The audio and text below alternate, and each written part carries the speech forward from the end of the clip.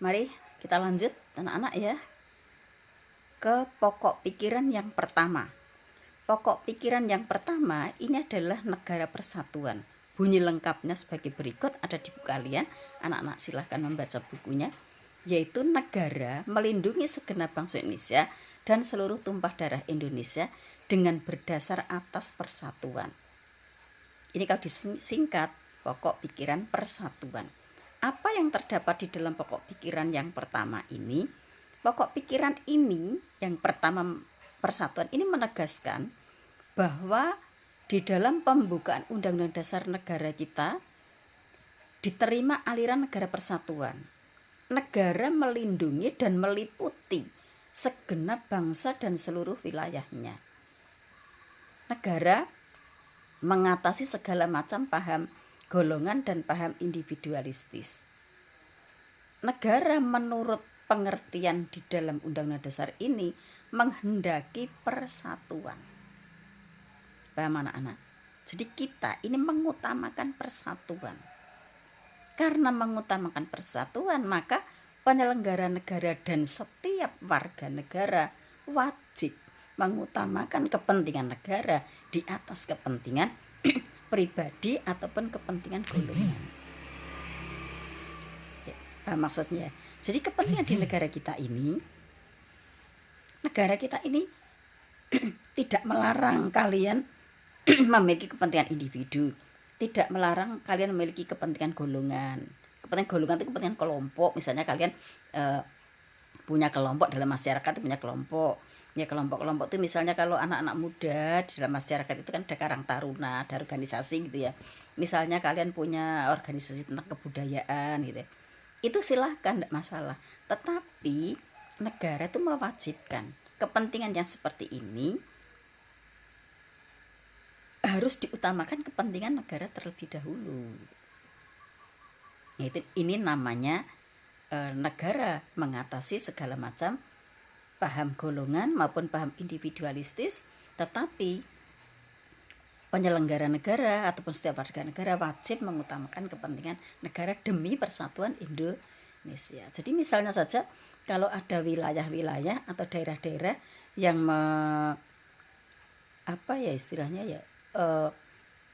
terjadi, kan kadang-kadang terjadi ya perlawanan dari daerah kepada pemerintah ataupun perlawanan antara daerah yang satu dengan daerah yang lain.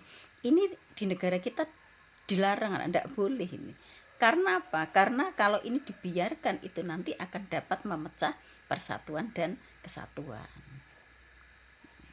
Ini anak-anak, saya rasa untuk pokok pikiran yang pertama cukup dulu.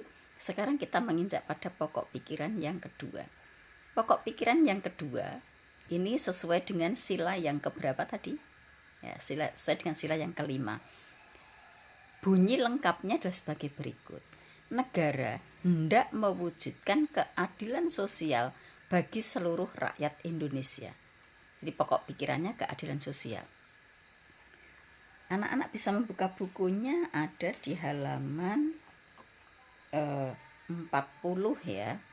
Pokok pikiran yang kedua ini menegaskan, menempatkan suatu tujuan atau cita-cita yang ingin dicapai. Ya, jadi berisi tentang cita-cita yang ingin dicapai oleh bangsa Indonesia yang terdapat dalam pembukaan Undang-Undang Dasar ini. Sehingga di sini ada suatu hubungan sebab tujuan atau causa finalis. Dengan demikian penyelenggara negara dapat menentukan jalan serta aturan yang harus dilaksanakan menurut Undang-Undang Dasar. Karena dalam pokok pikiran ini adalah hendak mewujudkan suatu keadilan sosial bagi seluruh rakyat Indonesia. Keadilan sosial itu masyarakat. Keadilan sosial bagi seluruh rakyat Indonesia. Untuk mewujudkan keadilannya ini, maka pemerintah harus menetapkan langkah-langkahnya gitu ya.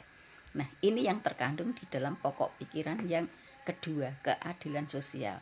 Jadi intinya di sini ada hubungan causa finalis, sebab tujuan. Kalau ada sebab itu pasti ada tujuan. Ya, terjadinya suatu sebab karena ada tujuan. Mengapa bangsa Indonesia ingin merdeka? Nah, ini kan suatu sebab kan, karena ada tujuan. Tujuannya apa bangsa Indonesia itu ingin merdeka? Kenapa kok tidak hidup dalam penjajahan sajalah, tidak usah merdeka, tidak masalah gitu ya. Karena kita punya tujuan. Tujuannya apa? Tujuannya adalah untuk menciptakan keadilan sosial bagi seluruh rakyat Indonesia. Ingin mencapai suatu cita-citanya bangsa Indonesia itu.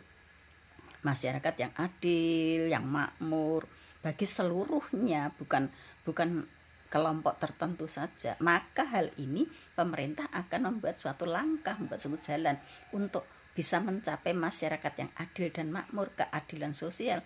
Itu caranya bagaimana gitu. Ini dituangkan, dikandung di dalam pokok pikiran yang kedua, yaitu keadilan sosial. Videonya cukup dulu, nanti kita lanjut lagi.